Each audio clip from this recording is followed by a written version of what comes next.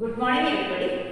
In this topic we are going to study about the Adivasi demands and the 1989 Act, and this is the last topic of this chapter. Now children, we have already studied in the previous chapters that the Adivasis who lived in forests, they were forcibly removed from their place for many purposes, like sometimes when mining was to be done, and sometimes when the forest was converted into wildlife sanctuaries, or when forest products were needed and there was a need to cut forest. So in all the cases these tribals were removed from there, or they were forcibly removed from their place, though the tribals were not ready to move.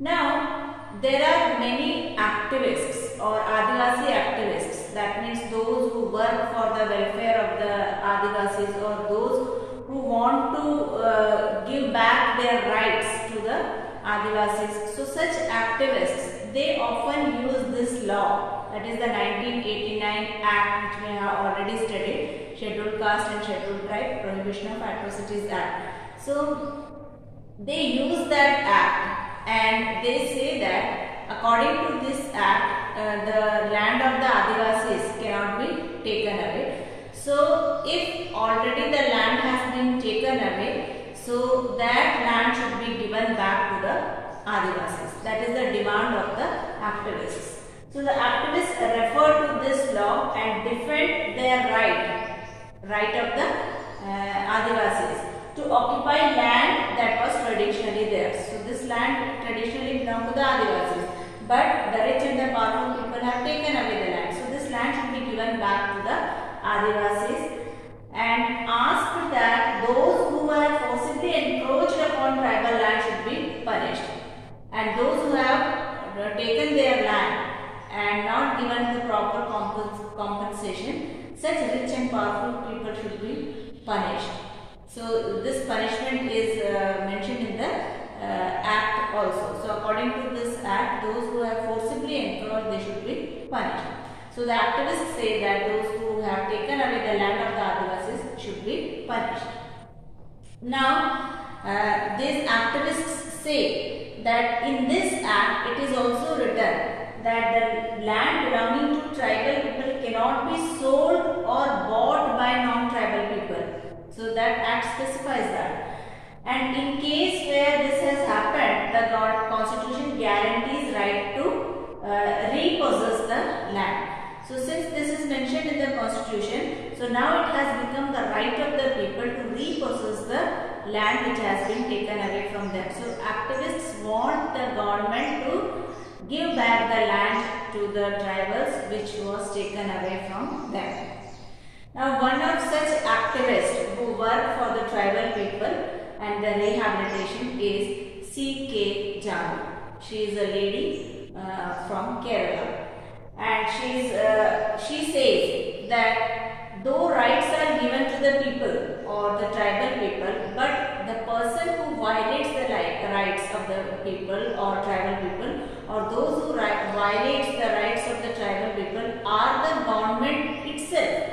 So many of the state government themselves are not following the law. So how they are not following the law? So this government has given contract to some paper mills or some timber merchants to collect timber from the forest, or paper mills to cut the trees from the forest. So this right was given to the paper mills and the paper merchants to the by the government itself. So these people who are the timber merchants or the owners of the paper mill, they come to the forest and they want to cut the trees, and for cutting the trees they forcibly displace the tribal people from there. So one of the violators of the constitutional rights are government in the various states in India, and it is they who allow the non-tribal encroachers, that means these merchants and the paper mills, they are the people who are not tribals, and they are encroaching upon the lands and to exploit the land, tribal land, and evict the tribal people in the process of declaring forests as reserved or sanctuaries. So many times the forests are declared as protected forests, or forests are declared as wildlife sanctuaries. So this is also done by government. So in the process of declaring forest as a sanctuary or as a reserved forest, these people are forced to move. The tribal people are forced to move away from the forest.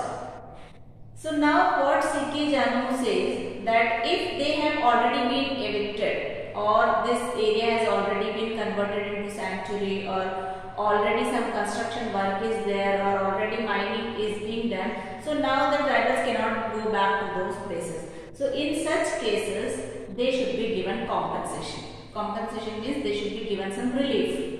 So in what way relief can be given? So according to C.K. Janu, the relief can be given in many ways. Like government must draw some plans and policies for these people to live and work somewhere else. That means they should be given some other source of livelihood, because forest was their source of livelihood and forest was their area of dwelling, of habitation. So they should be given separate places to live and work. So in this way compensation should be given to these people. Now C.K. Janu also says that since the government has taken away the lands of these tribal people, and they have spent a lot of money in construction of industries, and other projects, many times it's a dam which is built over the land taken by the tribals. So the government is spending a lot of money in making dams and other projects and industries, and this land is taken from the tribals. So when government can spend so much of money for making these projects, why can't the government spend some little money for the rehabilitation of these people who have been displaced or whose land is being used by the government? So this is the demand of the C.K. Janu, that they should be given either they should be given their land back, or if not possible, they should be given compensation, they should be given money, they should be given work and a home to live. So this is all about this chapter, confronting marginalization.